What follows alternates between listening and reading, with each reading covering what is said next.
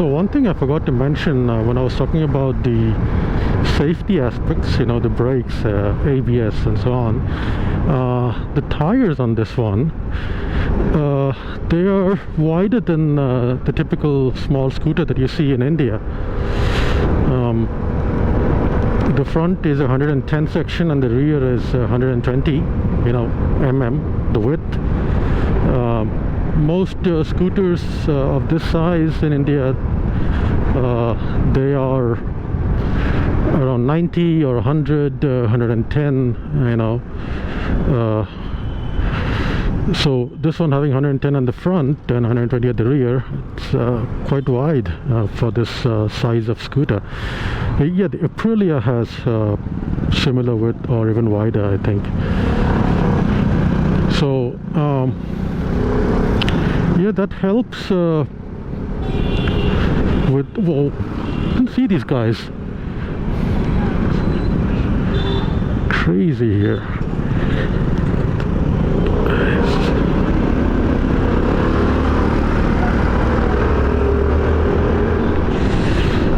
So yeah, the tire width helps on the safety front, I think. Slightly wider tires should give a better grip. Of course, on a light vehicle, if you go too wide, that can actually compromise on the grip on slippery surfaces. But I think 110, 120, that's a good size. And it also makes it look good, you know. Because who doesn't like wider tires?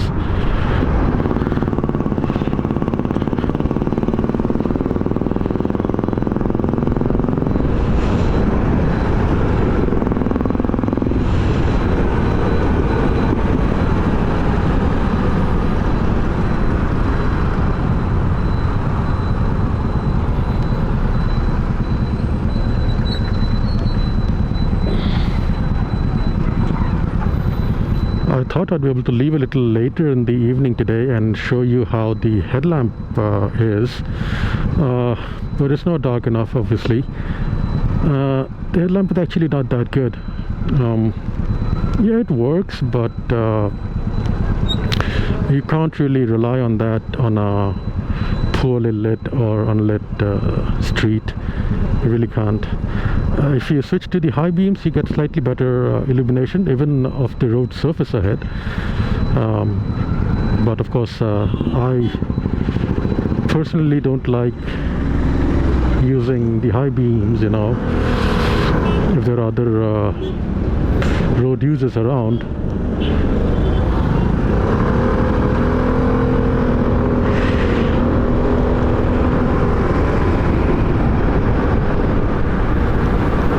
So yeah, in the city, if you have well-lit streets from the street lamps, it's no problem. But on dark roads, you have to be careful with the stock headlamps. They are halogen, of course, which I think goes well with the retro theme. But if you switch to LED, maybe just change the bulb to an LED, that might improve the illumination a bit. Maybe that's something I'll try, but I'm not sure. As I said, you know, I kind of like the halogen look for a retro themed vehicle.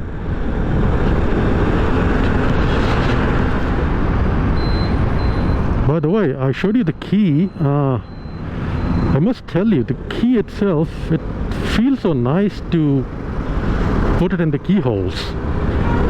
I mean, that may be something you don't really think about, but it's really very smooth and it goes in with a very satisfying feel. You know, amongst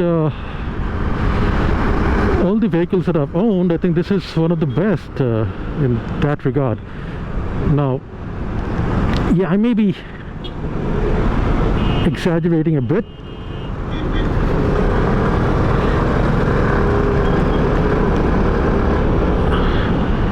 Now you may be thinking, is that even worth talking about? Now let me tell you about my Harley Sportster. When I first got it, the key was so tight in that ignition keyhole I almost could not put it in. Really, it was really tight, and once it was in, you couldn't get it out. So according to the dealer, the Harley dealer here, they said it was fine, it was expected, and it would get better with time. So yeah, I got home, I put some oil on the key, and that improved it a little. Like, it could be put in at least, you know. Otherwise it was like I was afraid that it might break. It was so tight. So with some oil in, it got a little better. And yeah, over time, so over the next couple of weeks, it got better to an acceptable level. But compared to this, it was no good at all. I mean, this is really good, you know, very smooth, very precise. You know, I guess that talks about the design and build quality of a Vespa. A minor thing, but it matters.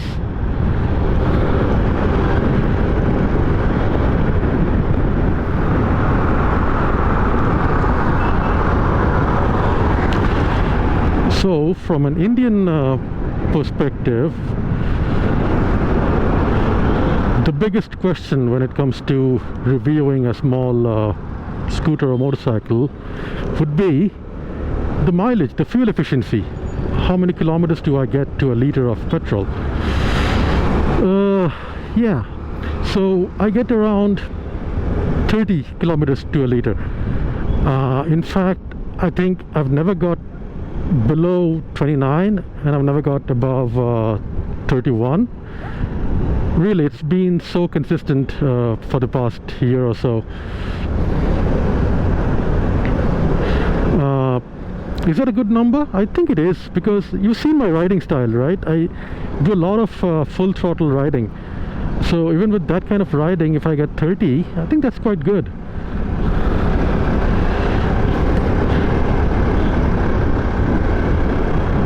I mean, but I'll let you be the judge of that, if it's good enough for you. You know, it's 150cc, of course. You can't really compare it with say 125 or 110. So yeah, for me it's quite good. Of course, the tank itself is around 7 liters or so you don't get much of a range. I would like the range to be a little higher, either by means of a larger tank or better fuel efficiency. But yeah, it's okay.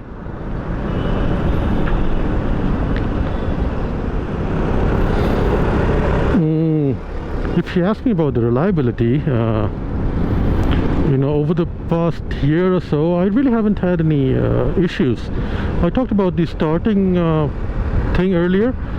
I don't really consider that as a reliability thing. It's just a characteristic of you know, a carbureted engine. So yeah, that's not a reliability thing. I really haven't had any issues worth talking about. I mean, nothing at all, in fact. So yeah, pretty good. I mean, you see a lot of scooters having problems on the roads, you know, in India. But oftentimes it's because of lack of maintenance and neglect.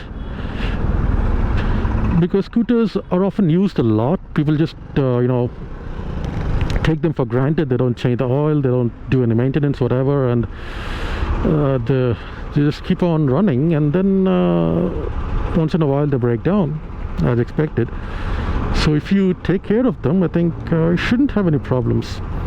The battery, I haven't had a problem, but during the recent lockdown because of COVID-19, I did remove the battery and take it up to my apartment to charge it. So yeah, if you leave the battery on the scooter and you don't use it for a long time, or you only use it for very short runs where the battery doesn't get charged enough, then yeah, you may have battery problems. This does have a Kickstarter, by the way, this bike, the scooter. I've never tried it, and I really hope I never have to, because even though it's there, I don't think it's convenient. It's kind of mounted at the back near the rear wheel hub, the gearbox.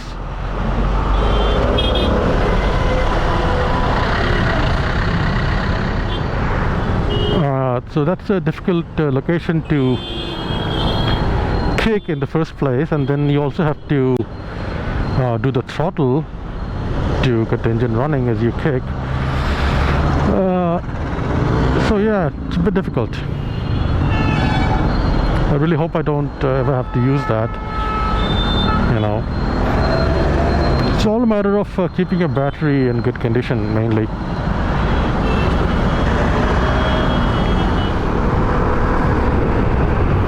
And the other big question, especially from an Indian point of view, is the price of the scooter. Is it value for money? Well,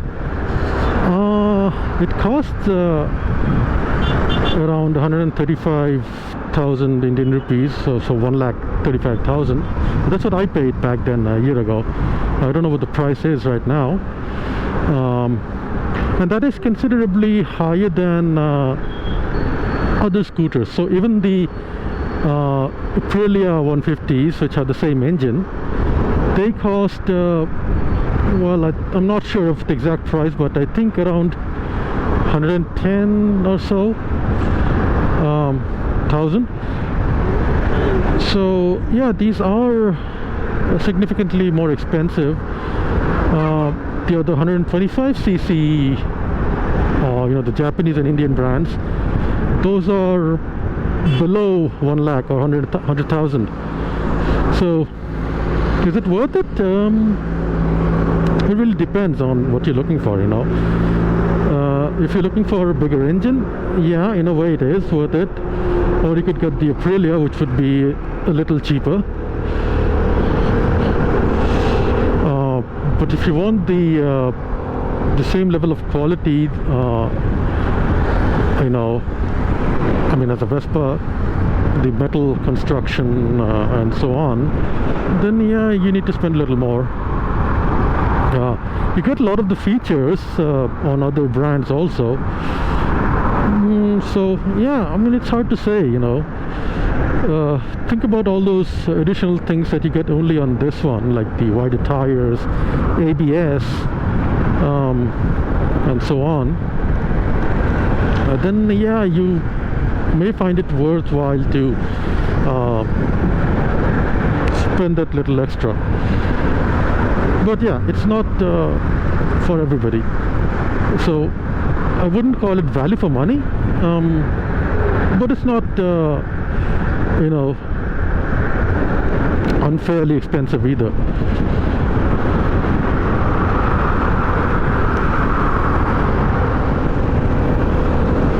So that's pretty much all I have, guys.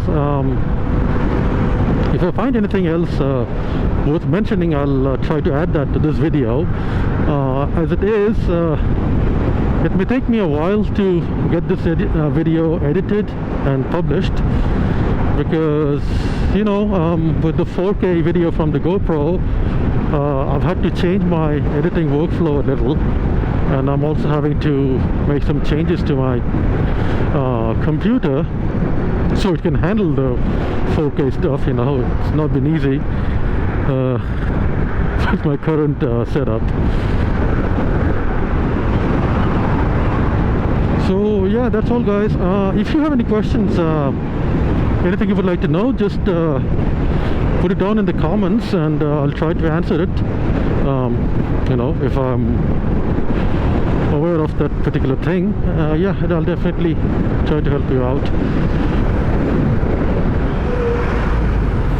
Oh yeah, guys, I forgot to tell you one thing. In terms of reliability, I don't know if it's a reliability issue or simply a design issue. The ABS motor, you know, for the front, Of course, there's only ABS in the front. The motor kicks in whenever I go over a bump, you know, be it a speed bump or a bad pothole. Well, yeah, not whenever I go over one, but yeah, oftentimes it does. So the motor kicks in for a few seconds when it hits the bump, and yeah, then it's back to normal. So I also talked to the dealer about this, and they said it's normal, which is kind of odd to me that the ABS would kick in just for hitting a bump, and that's I'm not even touching the brakes at that point, right? I'm not braking, I just hit the bump and the ABS motor kicks in. So I'm not sure what's causing that exactly. The sensor somehow sending it some wrong values. Of course, this is a single channel ABS, so I think it's not as good at detecting wheel lockup as a dual channel would be, because it doesn't have the signal from the other wheel, you know, to know whether the wheel is spinning or not, whether it should be spinning or not. So yeah, I did try cleaning the sensor, but that did not really solve the problem. I think it could be something to do with the Vespa's, you know, so-called aircraft-derived front suspension. You know, it's an old Vespa thing. In modern times, I don't know if it is in any way superior to the typical forks that you see on other scooters and motorcycles. Back in the day, it was considered superior because it was somehow it had some anti-dive features, you know, so when you would brake, it would prevent the front from diving down. But in modern times, I think regular folks are quite capable of handling that as well, right? So how do I know when the ABS motor kicks in, even when I'm not braking? There's a audible buzzing, and you can also feel it through the handlebars, you know, a vibration and a buzz. You could hear it. So that's how you know. I mean, initially I didn't know what it was. I thought it was a suspension, you know, compressing and kind of making that noise on the rebound. That's what I thought initially, and then I talked to the dealer and they said it's the ABS motor, and according to them that's normal. So yeah.